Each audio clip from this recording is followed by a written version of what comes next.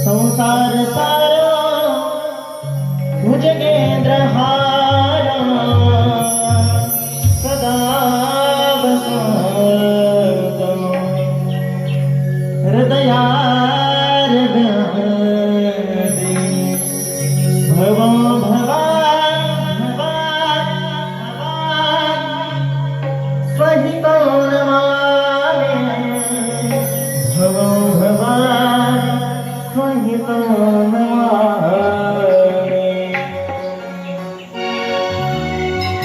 श्री रामायण भगवान की आरती पापियों को पाप से आरती। श्री रामायण भगवान की आरती पापियों को पाप से आरती।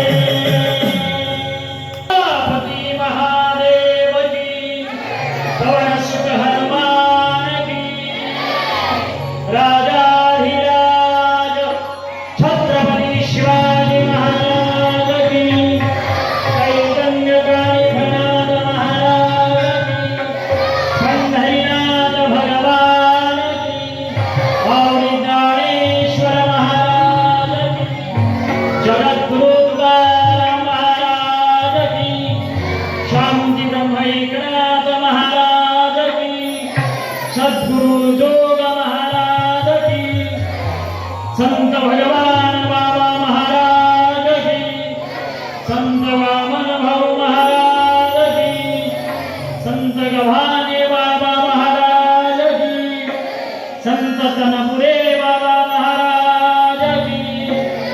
हर हर. परमकृपे भगवान चैतन्यनाथांच्या आणि चैतन्य कानिकनाथांच्या पावन दरबारामध्ये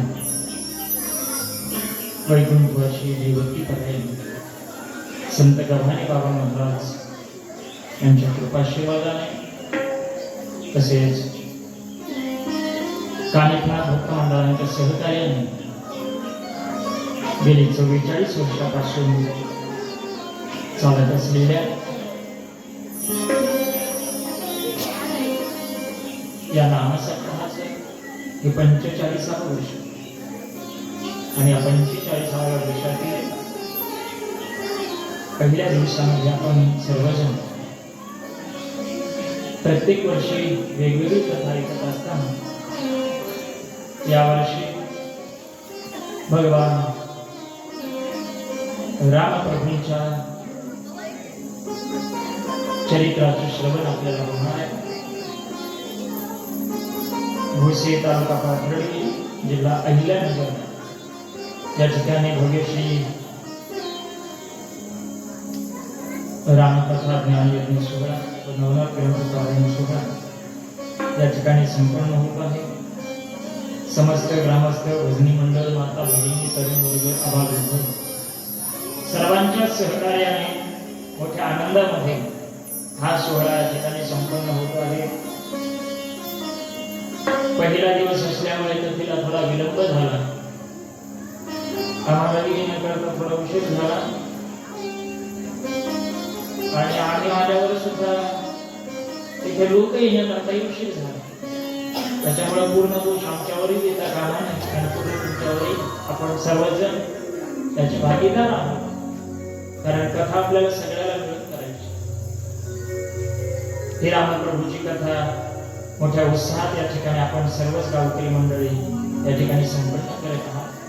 या गावाला मोठा वारसा, हा परिसर वैकुंठवासी तनपुरे बाबांच्या पादस्पर्शाने पावन झालेला परिसर, वैकुंठवासी गव्हाणे बाबांच्या पदस्पर्शाने पावन झालेला परिसर, वैकुंठवासी भगवान बाबा महाराज, वैकुंठवासी सद्गुरु वामन भाऊ महाराज,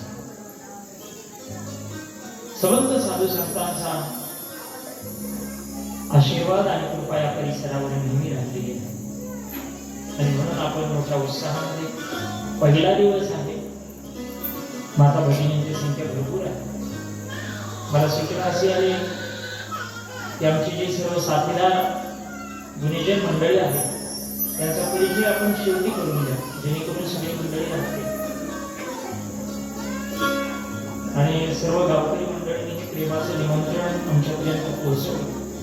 त्याबद्दल आम्ही सर्वांच्या चरणी नतमस्तक होतो आणि भगवान कानिकनाथांच्या दरबारामध्ये हे रामप्रभूची कथा आपल्या सर्वांच्या कृपाशीर्वादाने, माझ्या गुरु महाराजांच्या कृपाशीर्वादाने त्यांच्या समोर बसून श्रवण केलेलं तुमच्या समोर मांडण्याचा हा छोटासा प्रयत्न.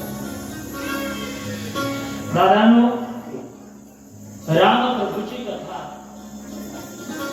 ही सामान्य कथा नाही. रामप्रभूची कथा तुमचं माझं जीवन कसं जगावं हे शिकवणारी कथा. रामप्रभूची कथा जीवनाला दिशा देणारी कथा. रामप्रभूची कथा जीवनातल्या व्यथा मिटवणारी कथा. रामप्रभूचं चरित्र या अगम्य आणि अपूर्व चरित्र. मला वाटतंय आपण रामकथा केली असती, पण रामप्रभू आपल्या सिंहासनावर विराजमान झाल्यानंतर भोसे गावातली पहिली रामकथा असेल. म्हणून यावर्षीच्या रामकथेचा आनंद मोठा आहे. अनेक वर्षांचा रामप्रभूचा वनवास संपला, जवळपास 500 वर्षांचा. आणि रामप्रभू आपल्या स्वगृही गेल्यानंतर भोशी गावातील सर्व मंडळी राम प्रभूचा उत्सव या ठिकाणी संपन्न करतो. राम प्रभूच्या कथेने ज्याला वाटतंय आपलं घर एकत्रित बांधावं, ज्याला वाटतंय आपल्या घरात सुखाने प्रपंच व्हावा, ज्याला वाटतंय माझ्या दोन भावाचं प्रेम टिकून राहावं, त्याने राम प्रभूची कथा घरात ऐकली. राम प्रभूची कथा समर्पण शिकवणारी कथा, राम प्रभूची कथा तुमचं माझं जीवन घडवणारी कथा, राम प्रभूचं चरित्र प्रत्येक प्रापंचिक माणसाने आचरणात आणण्याचा प्रयत्न करावा इतकं गोड चरित्र हे राम प्रभूचं चरित्र. इतर जर भागवताची कथा असतील, कृष्ण कथा असतील तर मला म्हणता आलं नसतं तुम्हाला. राम प्रभूची कथा आहे म्हणून म्हणता येत आहे. कृष्णाचं चरित्र आचरण्यासारखं नाही महाराज. कृष्ण परमात्म्याचं चरित्र आचरण करायला गेला तर माणसाची फसगत झाल्याशिवाय राहणार नाही. आमचे गुरुजी मोठे विनोदाने दृष्टांत सांगायचे. पण एक मालक कधीच विचारा देव नाही धर्म नाही काही नाही. देव धर्म सात्विक वडील सकळ विषय गोंधळ वाजत असे, फक्त एवढंच काम. देव नाही धर्म नाही काही नाही काही नाही. महिला बायको मोठी भाग्यवान विचारते. ते बायको म्हणते का हो मालक, रात्रंदिवस काबाड कष्ट, रात्रंदिवस काबाड कष्ट, कधी देव नाही कधी धर्म नाही कधी काहीच नाही, आणि तुम्ही कशाला जात नाही म्हणे. मग जवळच श्रावणाचा महिना आहे, गावात हरिविजयाची कथा चालू आहे म्हणे, मग ऐकायला जा ना. शेवटी माणसाने कोणी सांगितलं तर माणूस सहजासहजी ऐकायला तयार होत नाही असं म्हणतात मला माहिती. पण पत्नीचं मात्र ऐकावं लागतं. बायकोच्या आई सांगण्यावरून गेला बिचारा. आणि मग पोथीवाल्या बुवाने मोठ्या थाटामाटात सुरू केलं.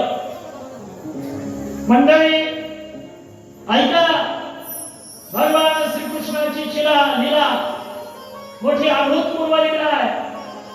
भगवान श्रीकृष्णाने आपल्या करंगळीवरती गोवर्धन उचलला होता. भगवान श्रीकृष्णाने आपल्या संपूर्ण जीवन हे गायी करता समर्पित केलेलं होतं.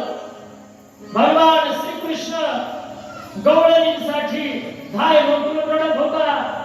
भगवान श्रीकृष्ण परमात्मा गोपाळांच्या समवेत खेळत होता. एवढेच नाही मंडळी, त्या कृष्णाने 16,108 बायकांसोबत प्रपंच सुद्धा केला. हा गावा सगळं विसरला आणि त्यामध्ये एवढंच लक्षात ठेवलं, भगवान श्रीकृष्ण परमात्म्याने 16,108 बायका होत्या. घरी आला, बायको म्हटले मग आपण इतर कीर्तना प्रवचनाला जात नाही आणि गेलं तर आज बुवाने जे सांगितलं ते ऐकलं पाहिजे. कीर्तन फक्त ऐकून सोडून द्यायचे नाही, प्रवचन फक्त ऐकून सोडून द्यायचे नाही. आणि मग थोडी फार आचरणात आणली पाहिजे. मग तो त्याने म्हटलं बायको ते झालं काय असं आणि काय नाही. त्या बुवाने सांगितलं भगवान श्रीकृष्ण परमात्म्याला 16,108 बायका होत्या. बायको म्हटली मग तुमचं काय म्हणणं? माझं काही म्हणणं नाही. जर देवाला 16,108 तर त्याच्या भक्ताला 4 वाढले तर कुठे बिघडलं? ती त्याचीच बायको ना. प्रकाश महाकाल प्रपंचात भेटतच राहतात. ते म्हटले मालक, तुम्ही ज्या दिवशी हरिविजय ऐकायला गेले ना त्याच दिवशी मी दुसऱ्या मंदिरात पांडव प्रताप ऐकायला गेले म्हणे. मग त्या पांडव प्रतापात असं सांगितलं, एका द्रौपदीला 5 पती होते, 5 पांडवांकडून एकच पत्नी होती. नवऱ्याने ऐकलं, त्याच्या डोक्यात उजेड पडला. तो म्हटलं एक काम कर, माझा हरिविजय गुंडाळतो, माझ्याजवळ ठेवतो, तुझा पांडव प्रताप घालून तुझ्याजवळ ठेव. मला सांगायचंय का? राम प्रभूचं चरित्र आचरण्याचं चरित्र. राम प्रभूने स्वतःच्या भावाकरता अति आनंदाने वनवास स्वीकारला. आपल्या आईच्या मनातली इच्छा अत्यंत आनंदाने स्वीकारली. म्हटलं नाही माझी भागत राहिली. बापालाही समजावलं, स्वतःच्या आईलाही समजावलं. आणि वनवासावर आल्यानंतर पहिल्यांदा दर्शन कुणाचे घेत असतील प्रभू तर ते कैकेयीचे घेत आहे. विचार केला नाही की मला मी वनवासाला पाठवलं. म्हणजे दादा जे त्रास देतात ऐका, जे त्रास देतात त्यांचाही सन्मान कसा करावा हे रामकथा शिकवते. ही रामकथा शिकवते. म्हणून रामकथा तुमचं माझं जीवन बदलत आहे. ही रामकथा ज्या ग्रंथकर्त्याच्या मुखातून आपण ऐकणार आहात त्यांचं नाव आहे गोस्वामी तुलसीदास. या गोस्वामी तुलसीदासांचं जीवन सुद्धा आपण आढळतो. गोस्वामी तुलसीदासांचा जन्म झाल्यानंतर त्यांची आई वारली आणि आई वारलेल्या लेकराचं जीवन काय असतं दादा तुम्हाला माहिती. ज्याच्या जीवनात माय नाही त्याला माईची किंमत नाही, आईची किंमत. लेकराच्या लहानपणी जर आई गेली ना तर जीवन मोठं कठीण करा. ज्या दिवशी आईच्या उदरातून माय बापांनो गोस्वामी तुलसीदासांचा जन्म झाला तो मावशी लक्ष द्यावा. तिकडे तिकडे बघू नका माय. तुमच्या गावात हे चित्र तुम्हाला पाहायला रोजच आहे. समोर बसलेलं चित्र 2-4 दिवसापुरतं मर्यादित. गोस्वामी तुलसीदासांचा जन्म झाला. ज्या दिवशी जन्म झाला जन्मताच त्यांच्या मुखातून शब्द बाहेर पडले, जय श्रीराम. राम प्रभूचे नाव बाहेर पडले. आई गेल्यानंतर दासीनं गोस्वामी तुलसीदासांचा सांभाळले. काही दिवसाच्या नंतर गोस्वामी तुलसीदासांचं लग्न होत आहे. लग्न झाल्यानंतर गोस्वामी तुलसीदास हे स्वतःच्या पत्नीमध्ये रममान झाले. त्यांना पत्नी सोडून काही दिसत नाही. फक्त स्वतःची पत्नी दिसायची, स्वतःची बायको दिसायची. आज सध्या बरेच तुलसीदास आहेत असे. सध्याला बरेच तुलसीदास आहेत असे. सुरुवातीला त्यांना लग्न झालं ना दुसरं काही दिसत नाही. पण त्या तुलसीदासांना तुकडोजी महाराजांचा एक पद काढले. अरे तू म्हणशील घरदार, तू म्हणशील घरदार, इथंच राहील सार. माणूस मेल्यावर त्याचं गाव बाहेर, माणूस मेल्यावर त्याचं गाव बाहेर.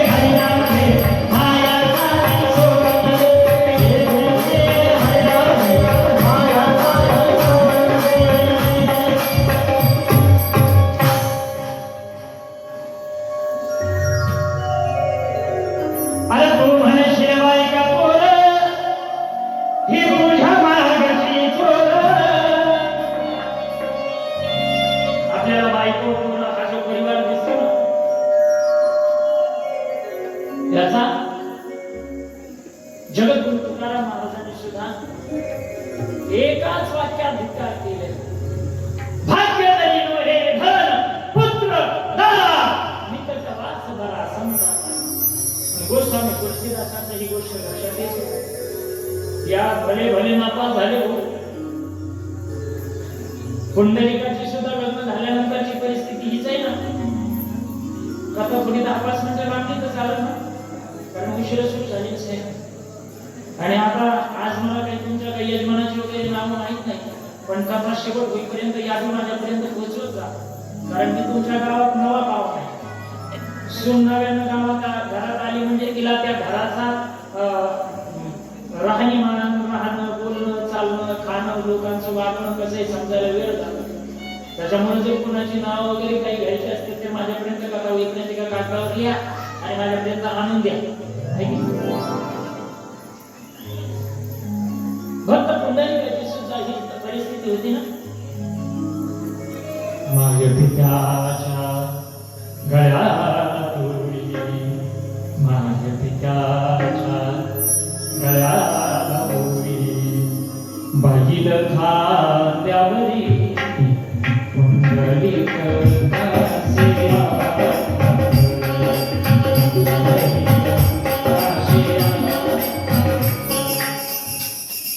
आपल्याला तुळशीदास सांगायचे बाकी सर्व गोस्वामींचा सुद्धा हाच विचार. तुलसीदासजीचं लग्न झालं, पत्नी सोडून काही दिसत नव्हतं, विषयात आंधळे झाले होते, फक्त माझी पत्नी पत्नी पत्नी पत्नी बस.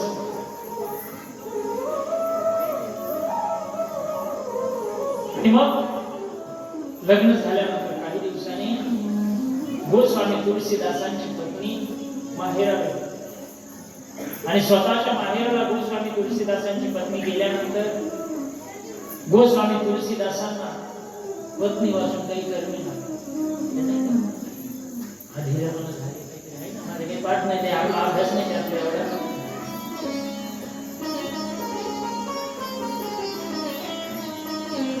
गोस्वामींना सुद्धा वाटायला लागला. गीत हिंदी आहे बघा, बाबा म्हणत असतात संजय बाबा पासून, पण नंतर मी त्याचा संदर्भ चांगला होता.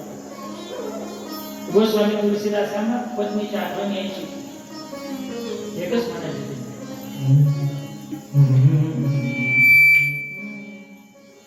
हमें और जिंदगी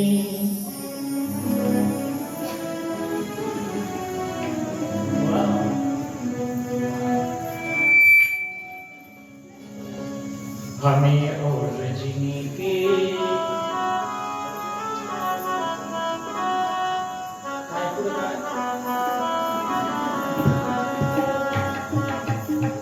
हमें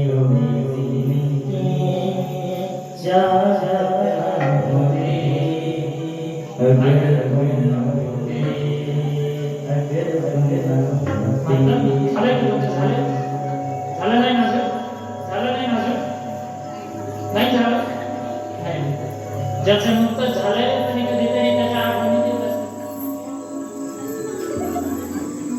गोस्वामींची सुद्धा ते मला वाटतं हेच गीत आहे. कधीतरी आपल्या गुरुजींच्या समोर उभं राहावं, कधीतरी देवाच्या समोर उभं राहावं, कधीतरी चैतन्य महाराजांच्या समोर उभं राहावं आणि त्यांच्याकडे हात करून नेहमी म्हटलं पाहिजे, नेहमी म्हटलं पाहिजे हमें जो तुम्हारा सहारा मिलता भवने रहते किनारा मिलता, हमें जो तुम्हारा सहारा मिलता भवने रहते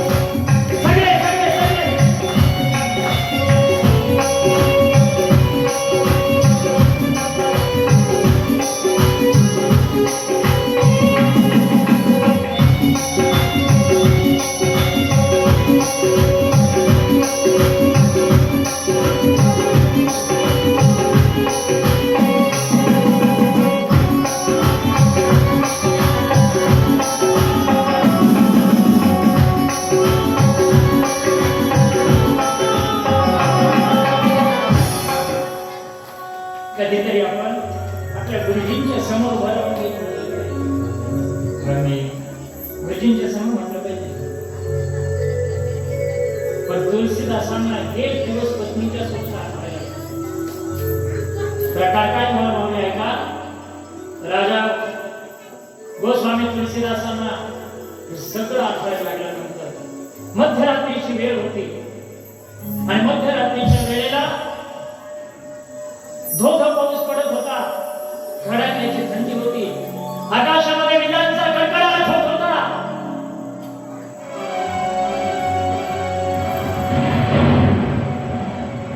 जोरदार पाऊस पडत होता. पण एवढ्या पावसामध्ये सुद्धा गोस्वामी तुलसीदासांना विषयात रस म्हटलं जात आहे ना,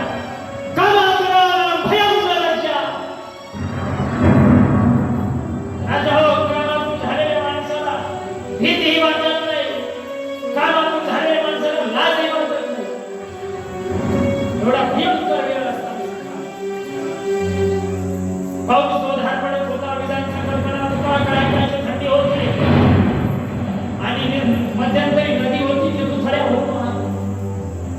नदीच्या पळी तीराला गोस्वामी तुलसीदासांची पत्नीचं माहेर आणि नदीच्या अलीकडच्या कडेचं गाव म्हणजे गोस्वामी तुलसीदासांचं.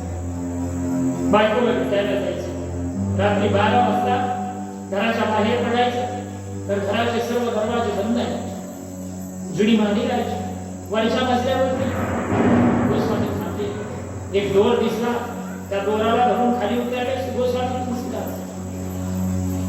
दोराला धरून खाली उतरले आणि दोराला धरून खाली उतरल्यानंतर नदी दुथड्या भरून वाहते. खळखळ खळखळ नदीचं पाणी वाहतंय. पूर आलेला आहे. विजांचा कडकडाट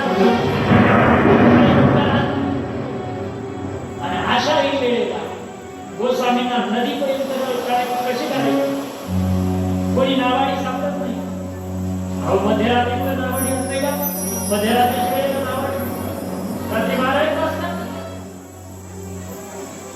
म्हणून काहीतरी चप्पू सारखं वाहताना दिसतं. आता चप्पू तुमच्या भागाला कमी आहे, धरणाच्या कडे समान असतं. जायकडे जलाशयाच्या कडेच आहे, त्याच्यामुळे मला चप्पू नाव घोडी सगळं माहिती. चप्पू पाहिजे नाही तुम्ही? चप्पूच म्हणतात ना तुमच्याकडे? काय म्हणतात त्याचं धर्मकांचं केलेलं काय म्हणतात त्याला? ते पुठ्याचं केलेलं तसं लांबलं चप ते घोडी नाही, घोडी नाही. घोडी तर ती बोलले महाराज असं फक्त चप्पू सारखं गाडीला शिफ्ट असतं तसं लांब केलेलं असतं आणि मग त्याच्यावर ते कहारच म्हणतात मच्छीमार करणारे लोक काय खाना म्हणतात. ठीक आहे, मी आता चर्चा करीत पण काय असावं काहीतरी वाहताना दिसतंय ते तरवतंय, चला नाव म्हणून गोस्वामी तुलसीदास त्याच्यावर दिसले आणि अलीकडच्या तीराला इकडे बायकोवर जायचं तर घराला जायला काहीच नाही. म्हणून एक दोर धरला. दोराला धरून वर चढले, कारण रात्रीच्या वेळेला दरवाजे बंद आहेत. दोराला धरून वरती चढले आणि दोराला धरून वरती चढले ना आत गेले. दरवाजा वाजवला. वरतीने विचार केला, कडाक्याची थंडी आहे, पाऊस पडतो, विजांचा कडकडाट आहे, माणूस पाहायला सुद्धा सापडत नाही आणि अशा वेळेला कोण आला असेल?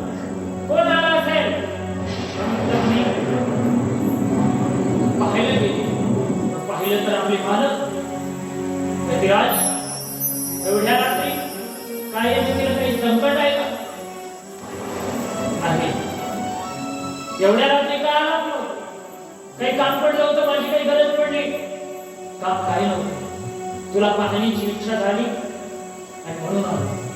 फक्त मला पाहण्याकरता. हो, तुला पाहण्याकरता. तळपायाच्या आत मस्तकाला गेली राजा हो. कडाक्याची थंडी, पाऊस पडतोय, विजांचा कडकडाट आहे. विचारलं मालक, घराचे दरवाजे बंद आहेत, वरती कसे आलात? दोर लावलेला होता, दोराला धरून वरती आलो. बाहेर जाऊन साप होता साप भयंकर भीतीची वाटत सापाला धरलं वरती आलं डोळ्याला धरलं वरती आलं बघा कोणी वेदनात ऐकणारी माणसं असली तर मजेची गोष्ट आज्ञानाला रज्जुवर सर्प भासतो पाहावं एखादा जर अज्ञानी असेलच ज्याला परब्रह्म स्वरूपाचं ज्ञान नाही त्याला रज्जुवर सर्प भासतो म्हणजे दोरीवर साप भासतो रज्जू म्हणजे काय तुम्हीचं नाव नाही येत आणि रज्जू म्हणाला म्हणे ती गेली नांदायला काढा रज्जू वेदांत शास्त्राचा शब्द आहे दोरीवर सर्प अज्ञानाला भासतो पण जो विषय आहे ज्याला उत्कट विषयाची इच्छा आहे त्या सर्पावर दोरी भासवतो सापाला दोरी समजून राहिलो बालक नदीतून थोडी भरून वाहते अलीकडल्या कडेला कशाने आला म्हणजे काय नाही काहीतरी चक्र हाताना दिसला घोडी सारखं दिसलं हा मारा झाले घाला त्याला चुलीत मग पण आपण सरळ नाही गेला तेवढ्या वेळ थांबला नाही आपल्या चालत होतं मजेत चालायचं तर म्हटलं महाराज आले पोहे करा काय महाराज आले पोहे करा माती खावा तिकडं महाराज आले लेकरं बाळ नाही का त्याला काय घरदार नाही का बोंबलत नाही आला आपल्या गावात सत्ता केला किंवा पैसे घेऊन चालला तुम्हाला काय गेलं हा तुम्ही बोंबलत नाही घेणार गेलं नाही काही नाही बाबाच व्हायचं होतं बघे कुठे घालायचे बाबाच व्हायचं होतं तिकडं पाळायचं इकडे कशाला यायचं लग्न केलं तुमच्यासाठी काय बघा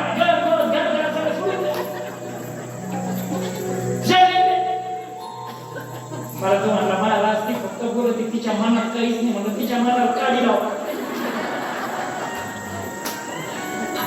आमचं काय माझं बाबू तेवढ्यात नारळ पोहे करायला पाळलं होईल पोहे यांनी आणले मिरची यांनी कापली कांदा यांनी कापला टोमॅटो यांनी कापले तुम्ही म्हणतात तुला एवढं कसं माहिती सगळे कामं घरी तूच करतो काय तुम्ही एवढं हसू नका मी सगळे काम करायला माझा झाले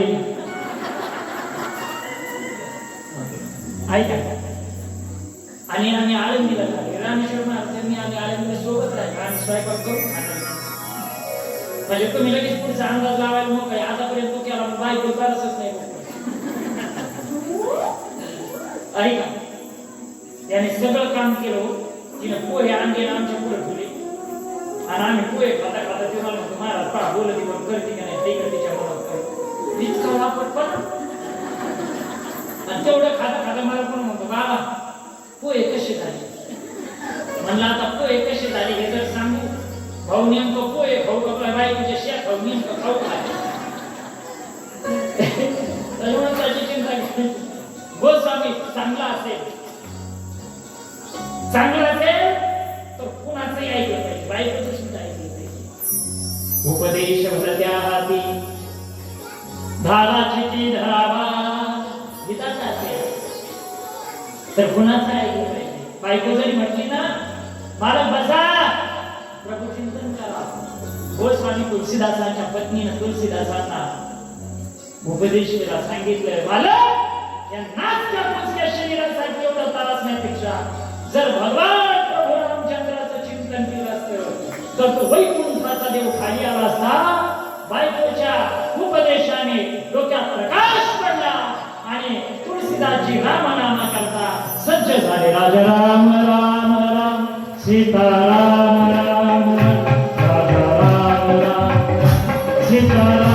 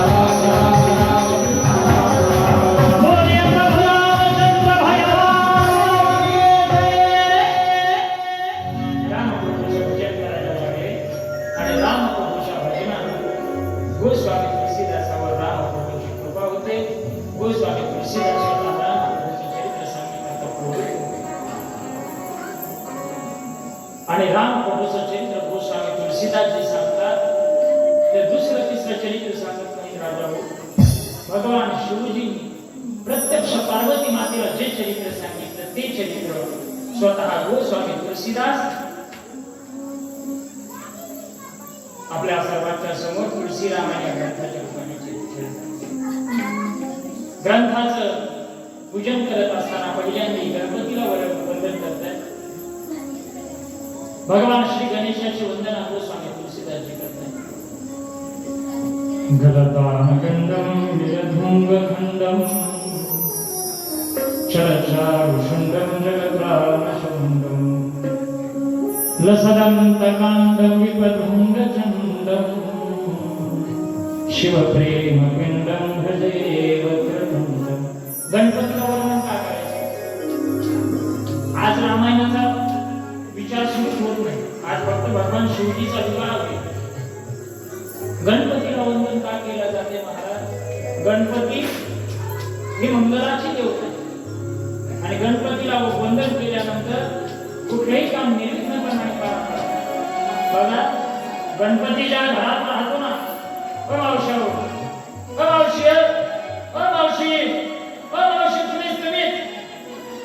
बडबड करू नका. दुसरं काय नाही, सगळ्याला सांगत होतो फक्त कोणाकडे हात करायचा. ऐका गणपतीला वंदन का केलं जाते? गणपतीच्या घरात जर गेला तुम्ही, गणपतीच्या घरात जे सगळे वेगवेगळे पशु पक्षी आहेत ना, ते वेगवेगळ्या जातीचे आहेत महाराज, पण एक असं खाली ना. पार्वती मातेचं वाहन काय? बोला बोला बोला.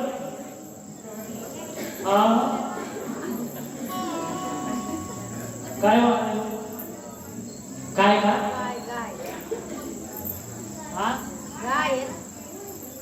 अहो तो भवानीचा अवतार आहे. हा भगवान शंकराचं वाहन काय हो? नंदी म्हणजे बैल आहे. नंदी. मला सांगा नंदी आणि वाहन कधी सोबत राहतात का? भगवान गणपती बाप्पाचं वाहन काय हो? मंदिर. आणि भगवान शिवजीच्या गळ्यात अलंकार कशाचा आहे? असं काही मंदिरात साथी करतात, माहिती करतात तर चला त्याच्या पुढे कार्तिकीचं वाहन मोराचं सापाचं कधी बनलंय का? हे भगवान गजानन जे आहे सगळं निर्विघ्नपणे पार पडतं. भगवान गणेशा वंदन, भगवान रामचंद्रजी वंदन करतात आणि तुलसीदासजी सगळ्याची वंदना करत असताना गोस्वामी तुलसीदासजी संतांना सुद्धा वंदन करतात. कारण संत अत्यंत प्रिय आहे. संत एवढे प्रिय आहेत कारण संत आपल्या जीवनामध्ये आल्याशिवाय, ऐका लक्ष द्या महाराज, संत आपल्या जीवनामध्ये आल्याशिवाय आपल्याला भगवत उद्धाराचा मार्ग सापडतो, भगवत प्राप्तीचा मार्ग सापडतो. संत आपल्या आयुष्यात आले ना, आपल्याला म्हणावं लागत नाही भजन करा. मायबाप संत आपल्या आयुष्यात आले, आपल्याला काही सांगावं लागत नाही.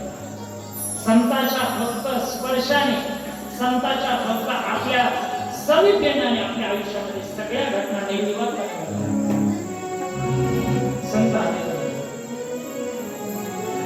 संतन के संग लागने तेरी अच्छी बनेगी. संतन के संग लागने तेरी अच्छी बनेगी.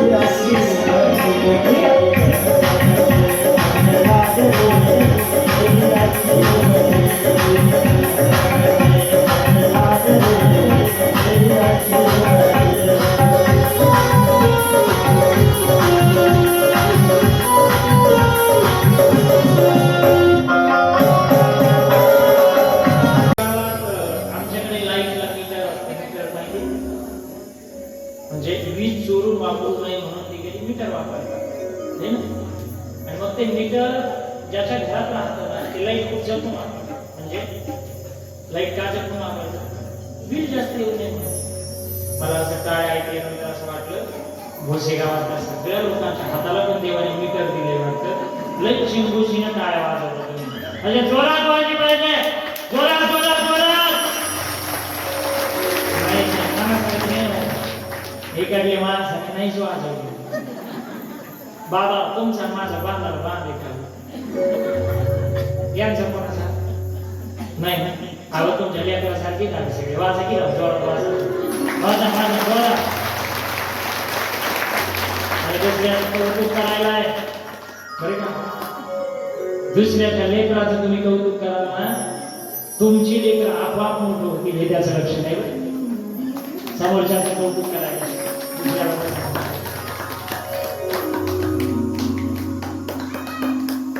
तुलसीदासजी संतांना वंदन करतात आणि तुलसीदासजी कथेला प्रारंभ करत असतात. भगवान शिवजी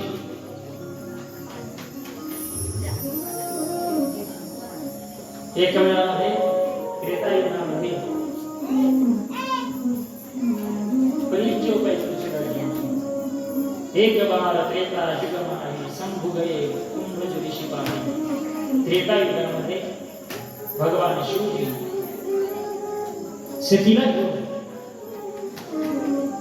अगस्त्य ऋषींच्या आश्रमामध्ये जातात. है का भगवान शिवजी ने आनंद सब देवों का देव भोलेनाथ. पण त्यालाही है का राम प्रभूची कथा ऐकण्याची इच्छा होते आणि ती कथा ऐकण्याकरता त्यालाही है का भगवान स्वतः शिवजींना सुद्धा संतांच्या समोर जावं लागतं. है का संतांचं स्थान सगळ्यात मोठं आहे ना. मग कुठेही जा ते कोटी सांगितलं जाते काय बोलतो. एकदा एका सभेमध्ये असं म्हटलं विचार केला गेला इस ब्रह्मांड में सबसे बड़ा क्या है. सगळे जण चिंतित झाले. ब्रह्मांडात सगळ्यात मोठं काय. त्यांनी ताबडतोब सांगितलं लगेच आवाज आला अरे ब्रह्मांड में सबसे बड़ी पृथ्वी है. अरे पृथ्वी काय की बड़ी वो तो शेष जी के माथे पे खड़ी. बोले फिर शेष बड़ा. बोले शेष काय का बड़ा. वो तो भगवान शिव जी के गले में जाके पड़ा. बोले भगवान शिव जी बड़े. अरे शिव जी काय के बड़े वो तो कैलाश में गए. बोले कैलाश बड़ा.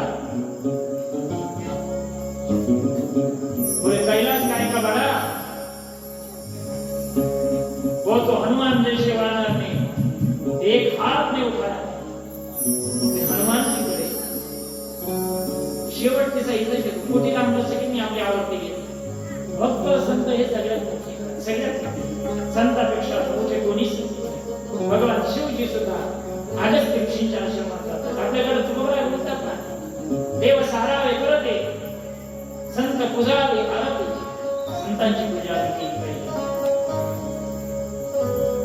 आणि मग अगस्त्य ऋषींच्या आश्रमामध्ये भगवान शिवजी जातात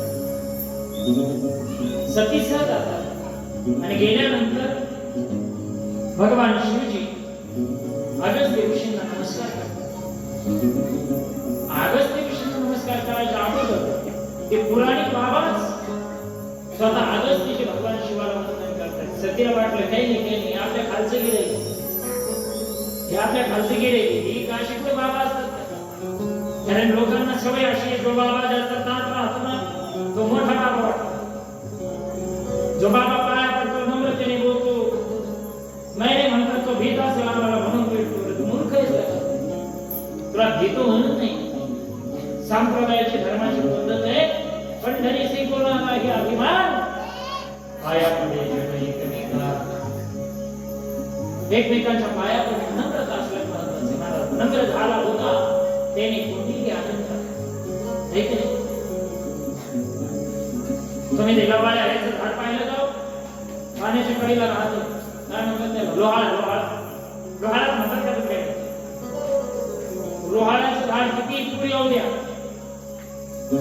लोहाळ्याचं झाड आमच्याकडं जायवाडी राहणार मागे पाणी आलं ना त्या पाण्यात त्या लोहाळ्याचं झाड खाली पडलं आणि शेजारी लाईटचा खंबा होता त्याच्यावर पडलं ते कशाचं झाड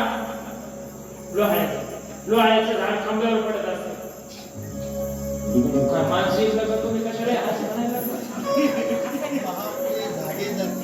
तेथे लोहाळ अरे लोहाळा म्हणजे बारीक राहतोय का हो लोहाळा म्हणजे काय येडे बाबीसारखं असतं काय लोहाळा म्हणजे हरळीसारखं गवत राहतो बारीक किंवा तो लाईटच्या खांब्यावर पडलो तुम्ही म्हणतात हो पडलं असं झालं याची काम व्हायला नको लक्ष नाही महाराज बोलले मला महापुरे झाडे स्वतः शिवजी पाया मोठी माणसांनी म्हणतात नम्र झाला होता तेने कोटी हेची श्रद्धाची हरी आदिवासी आणि अगस्त्य ऋषीच्या आश्रमात अगस्त्यजी ऐका रामप्रभूची कथा भगवान शिवजीला आणि सतीला सांगतायत पण सतीचं लक्षच नाही हो कशात सतीचं लक्षच नाही मावशी कशात कथेत तुम्ही म्हणता बाबा बारीक अंगाला पण लय विचित्र लागलं हे असं इकडे तिकडे बघत येत नाही तुम्ही बघायचंच नाही मला सवय लागली मला मी 7-8 वर्ष झाली पोरांना शिकवायचे काम करतो ते पोरांना शिकवत असताना एखाद्या पोरांनी इकडे तिकडे पाहिलं टपटा इथं तसं नाही करता यायचं कमीत कमी राग होतं आहे ना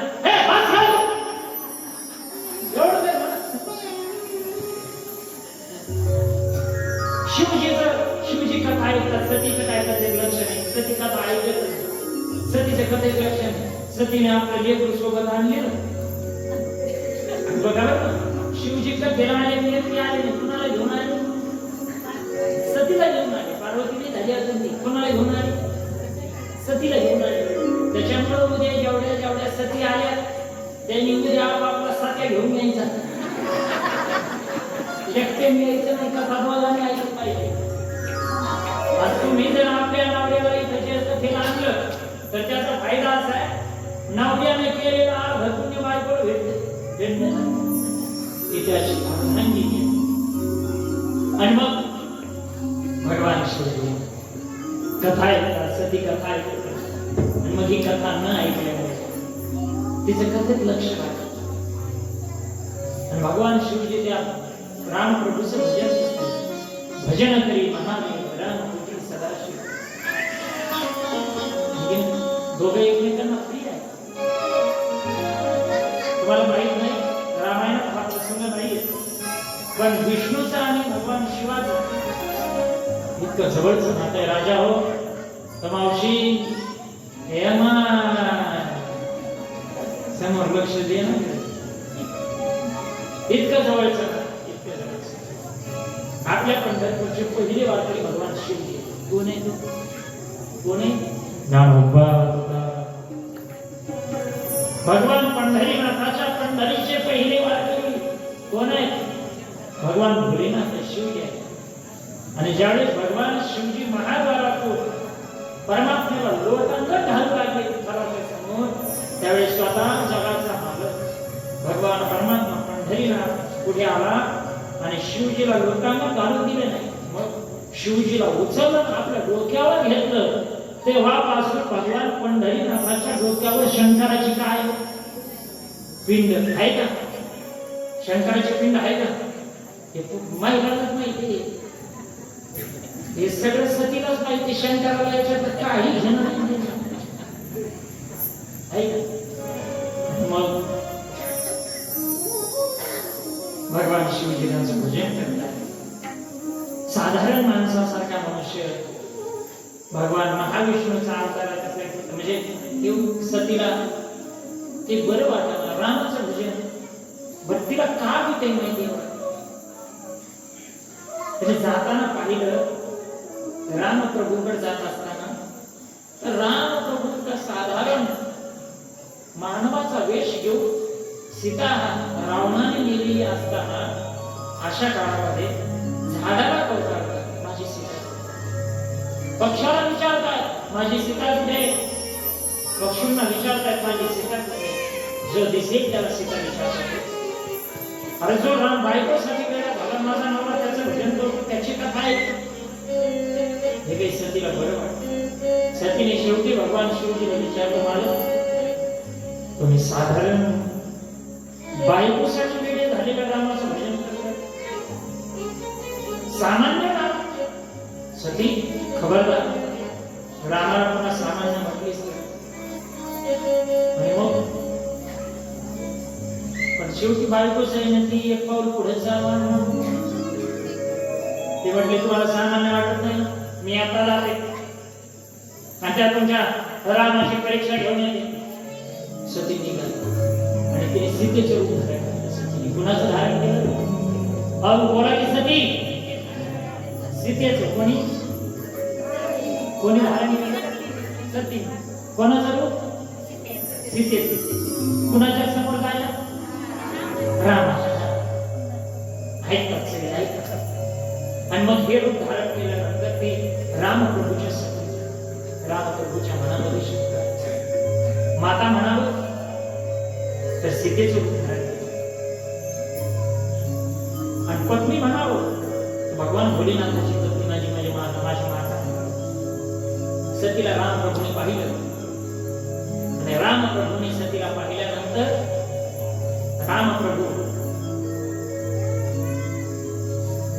रामप्रभूने सतीला पाहिल्यानंतर रामप्रभू सतीकडे पाहून म्हणाले, माता नाही, पत्नी नाही, म्हणजे बायको नाही, आई नाही, काहीच म्हटले नाही. तिसरंच बोलले. हिच्या सतीला असं वाटलं होतं, एवढं म्हणतो सीते कुठं होतीस, कधी आलीस? आता जरा माझं दुसरं काय म्हटलं असतं.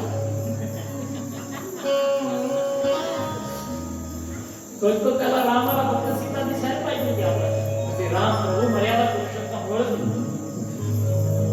त्याने माताही म्हटलं नाही आणि पत्नी म्हटलं नाही. तिसराच प्रश्न केला,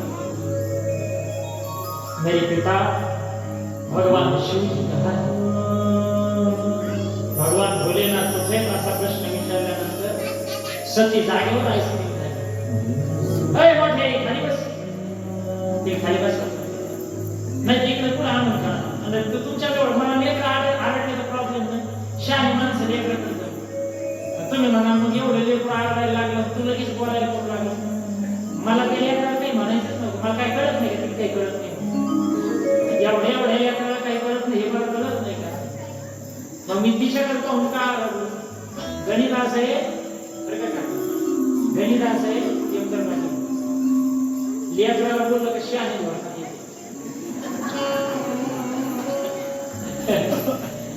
बरेच गावचं पाणी केलं जाती असते आमच्या. आणि मग सतीला सती आई पुन्हा शिवजीकडे आले. शिवजीकडे आल्यानंतर शिवजीने विचारलं, घेतली का परीक्षा? आता काय उत्तर द्यावं? परीक्षा घेतली म्हणून तर नापासच झाली ना. घेतली का परीक्षा? शिवजीने सतीला विचारलं. सती म्हटलं, मी कशाला परीक्षा घेऊ? अहो तो तर राम आहे, मर्यादा पुरुषोत्तम आहे, धडधडीत खोटं. इतकं खोटं कुठून बोलायचं काय माहिती? तो तर राम आहे. राम प्रभूची परीक्षा घेणं सोपं आहे का? मी कशाला घेईन रामाची परीक्षा? मी परीक्षा वगैरे काही नाही घेतली. मग तुम्ही लांबून पाया पडलं, मी जवळ जाऊन पाया पडलो. एवढं झालं. सीता म्हणजे माझी आई आहे आणि आई असल्यामुळे आता मी ही माझी पत्नी जरी असली तर आईच्या रूपात असल्यामुळे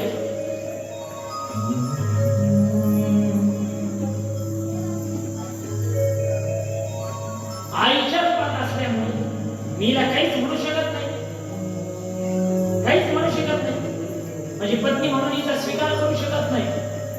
अजिबात स्वीकार करू शकत नाही पत्नी म्हणून. मग आता काय करावं? आणि तेव्हाच शिवजीने प्रतिज्ञा केली, आजपासून म्हणून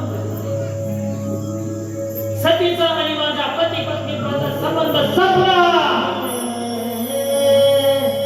ही प्रतिज्ञा बरोबर केल्यानंतर आकाशवाणी झाली, धन्य हो शिवजी, धन्य हो. आप जैसा पराक्रमी, आप जैसा तपस्वी, आप जैसा ज्ञानी, आप जैसा भगवत भक्त इस दुनिया में कोई नहीं है. धन्य हो, धन्य हो, जय हो.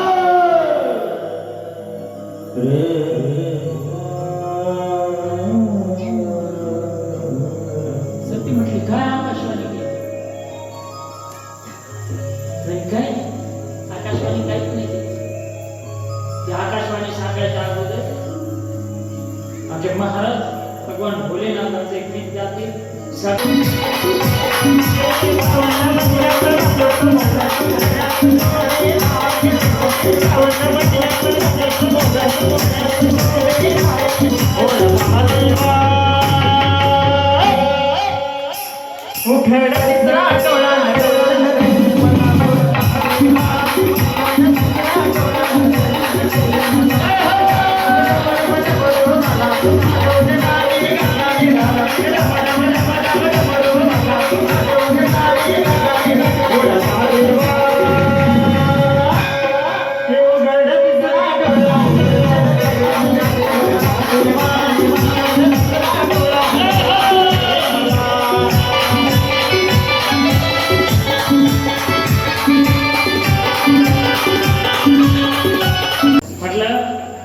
मी घरी गेलो की म्हणे तुमचं तरी बरं आहे भावजी, तुम्ही गेल्यावर फिरायचं. माझं लग्न झालं, नवरी होऊन पाहिजे ते आले, डोक्याला वाशिंग होतं, दाराती भरायले, भांडे पकडायचे होते, दारावर भांडे ठेवले होते.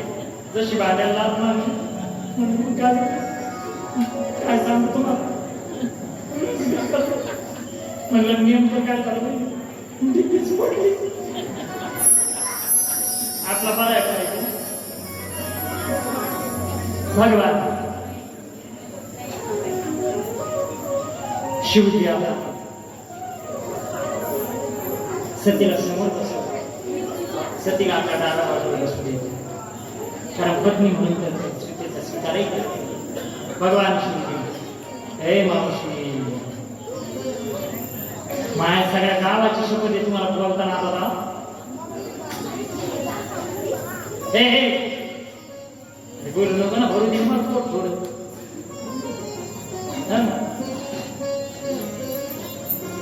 सती समोर बसतात. शिवजी सतीला विविध प्रकारच्या कथा सांगत असताना भगवान शिवजीला समाधी लागली. काही काळ समाधीत, काही काळ प्रत्येक असं करता करता 87,000 वर्षाचा कालावधी किती 87 दिवस आणि 87 महिने, 87,000 वर्षाचा कालावधी. शिवप्रभू राम नामाचा जप करत कधी देहावर कधी विधी अवस्था. एक दिवस सतीला अवत्या सईला घ्यावं कोणतरी घ्या माय घ्या घ्या कोणीतरी घ्यावं फक्त बाबा घेऊन टाका कोणीतरी पटकन नाही गावात तर घे तर नाही पण पोर आहे पोराकडे जाऊ संपला नाही घेतला ठीक आहे बाबा एकदा 15 मिनिटं थांबायचं आपल्याला पण मग बरेच दिवस तो कालावधी रोखल्यानंतर कथा सुरू असताना त्यांच्या डोक्यावरून काही विमान जातात पार्वती विचार मारलं हे विमान होते नाही तुझ्या बापाच्या विचार काय बांधलं राजा दक्षाने एक यज्ञाचं आयोजन केलं होतं आणि जाणीवपूर्वक भगवान शिवजीला निमंत्रण दिलं मग शिवजीला निमंत्रण न दिलं मग शिवजीला निमंत्रण का नव्हतं दिलं माहिती दक्ष प्रजापती म्हणून गौरव झाल्यानंतर भगवान शिवजी भगवान विष्णूजी आणि भगवान ब्रह्मदेव राजा दक्ष दरबारात आल्यानंतर तिघे सुद्धा उभं राहिले जागेवर उठून आदराने आणि तिघेही उभं नाही राहिल्याचं भगवान ठीक आहे ब्रह्मदेव उभं राहिले नाही आपले वडील आहेत विष्णू उभं राहिले नाही आपल्या बापाचा बाप पण भगवान शंकराचं जर वर्णन केलं विचार केला तर अरे जाव आहे नात्याने जाव आहे की माझा पोटचा गोळा दिला याला खूप बनायला काय झालं होतं माकडाच्या डोळ्याचा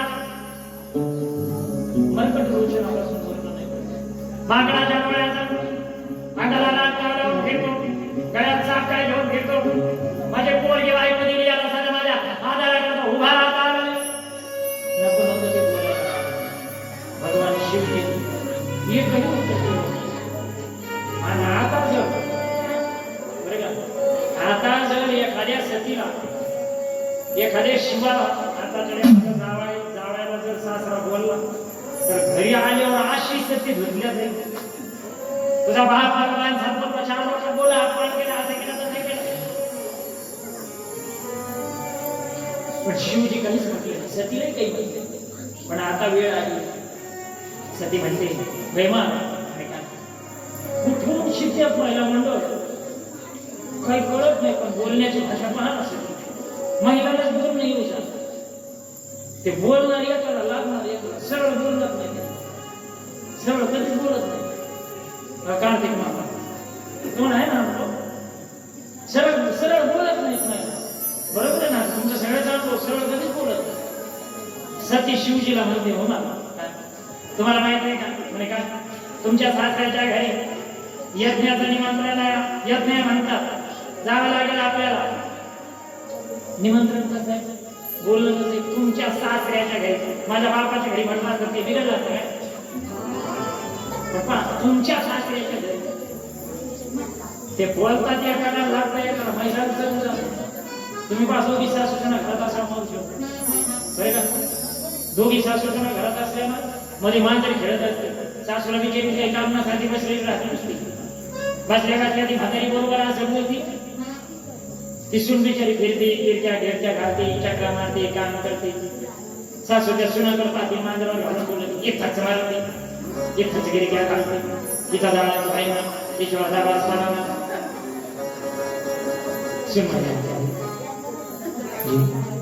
सकाळी तुम्हाला चहा दिला नाश्ता दिला पोहे दिले जेवण दिलं दुपारी कोणाच्या घरात तुम्हाला काय वाजवतो तो कोणी काय वाजवतो मग हे मांजरी म्हणजे हे मांजरीला कळत खरं सांगावं हे मांजरीची भाषा तुमच्या सासऱ्याच्या घरी येत नाही शिवजीने सांगितलं सती जाता येणार नाही बोलावल्याशिवाय जाऊ नये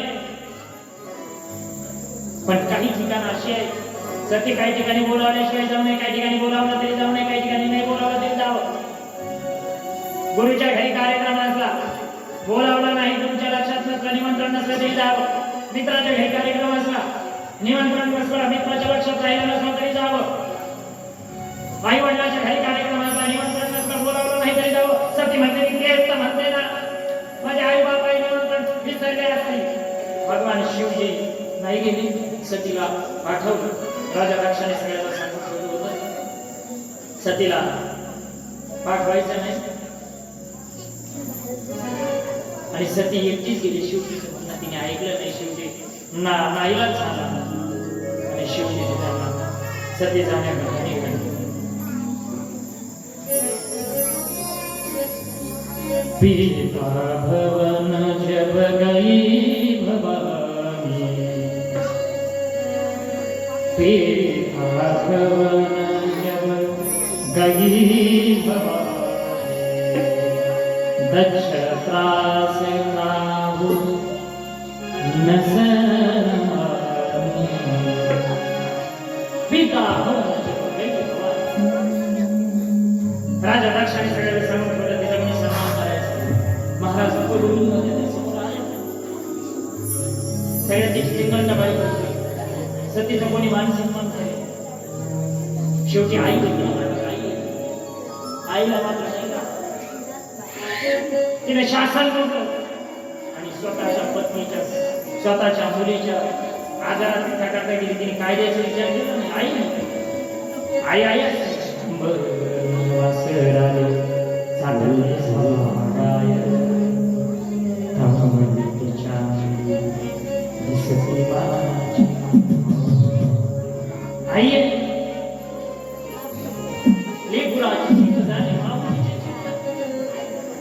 ऐसे कळवळ्याची जाती तरी लाभावी ती आई नाही आई. आणि मग शेवटी झालं का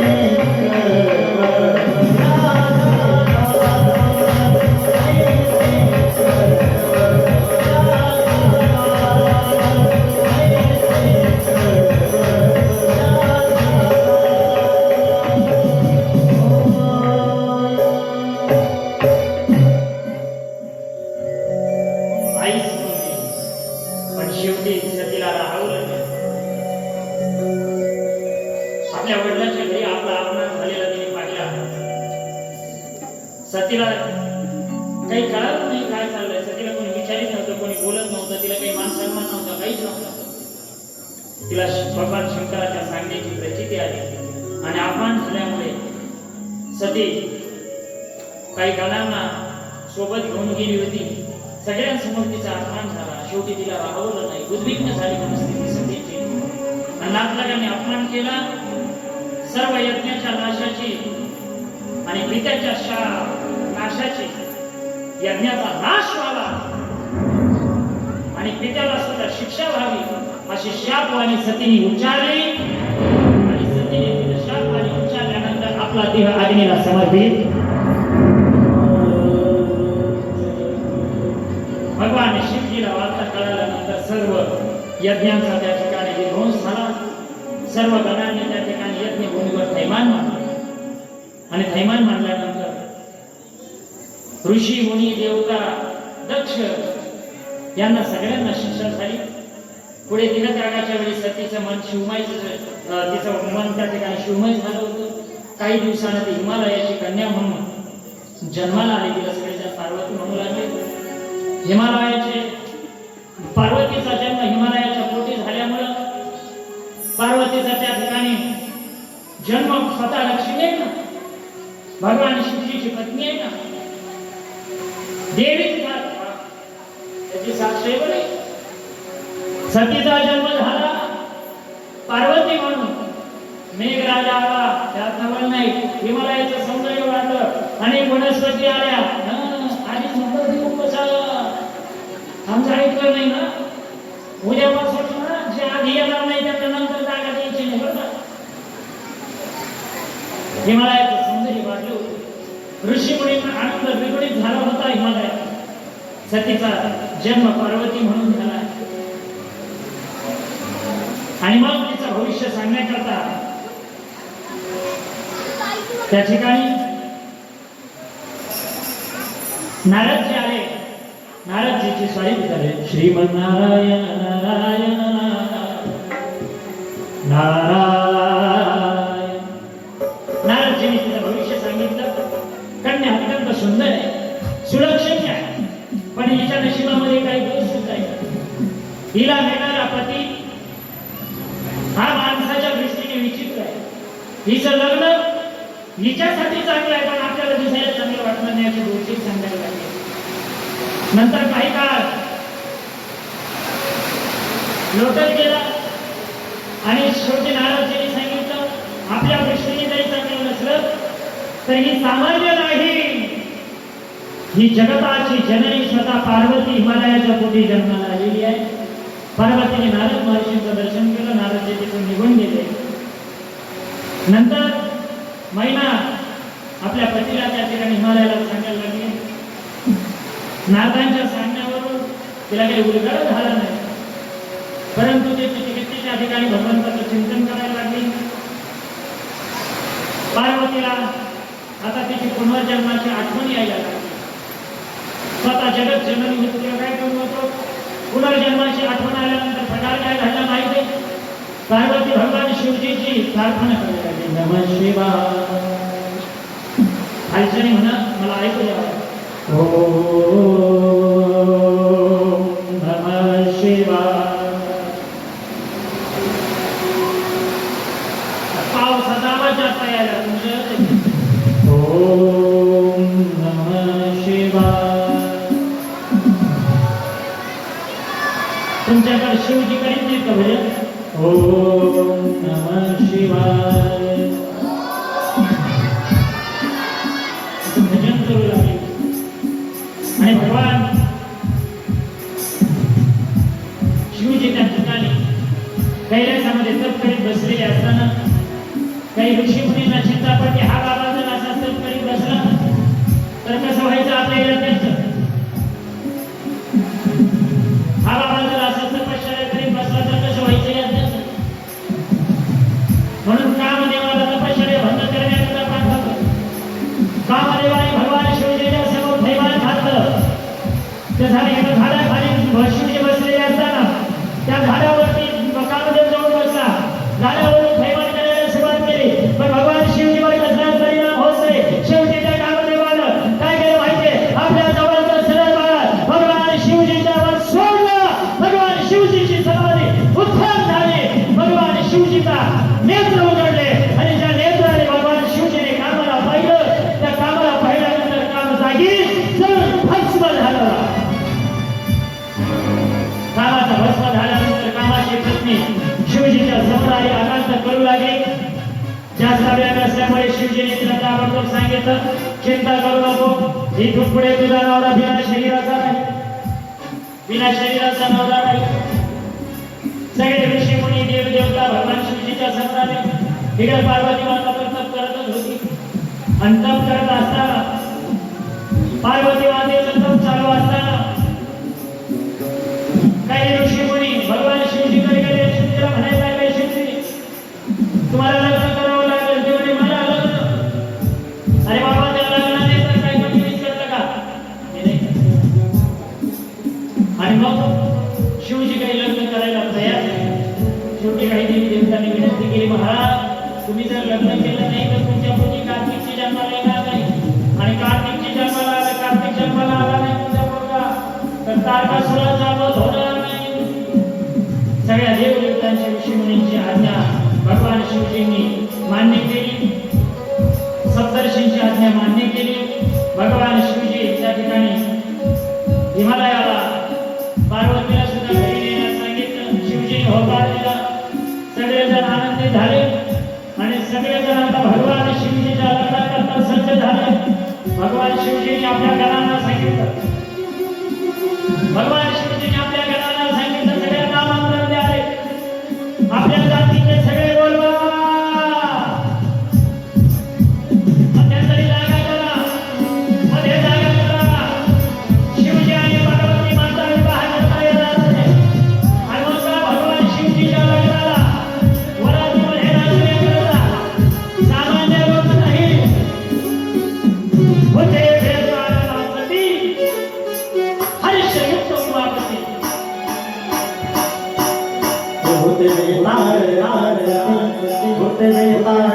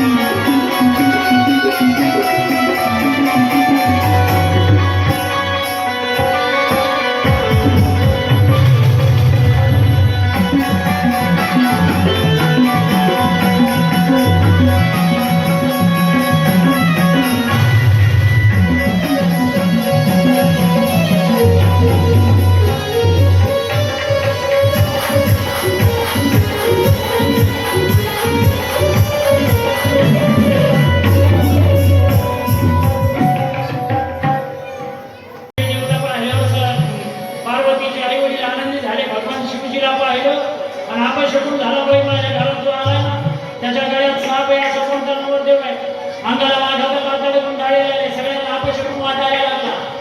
पण शेवटी सगळ्या ऋषीमुनीच्या सांगण्याने सांगितलं ते साधे नाही, देवाचे देव महादेव आहे आणि जे तिच्या नशिबात आहे ते कल्याणकारी आहे आणि त्यांच्यासोबत ते सतत स्मशानात राहणारे शिवजी आहेत, सामान्य नाहीत. आणि म्हणून सगळेजण पुन्हा एकदा भगवान शिवजीच्या स्वागताकरता लग्नाकरता तयार झालेले आहेत.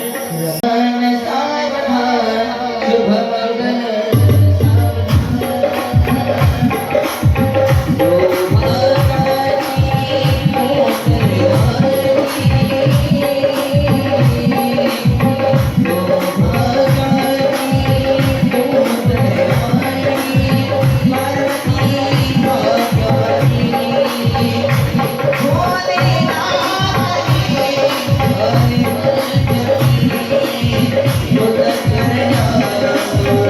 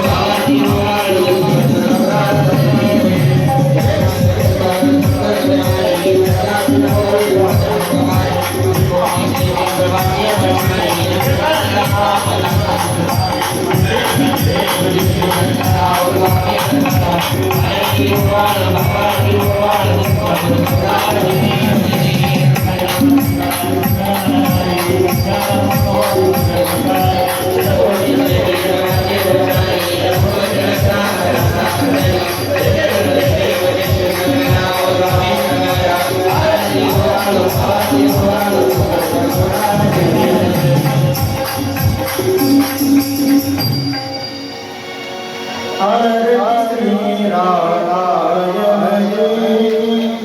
तीर्थ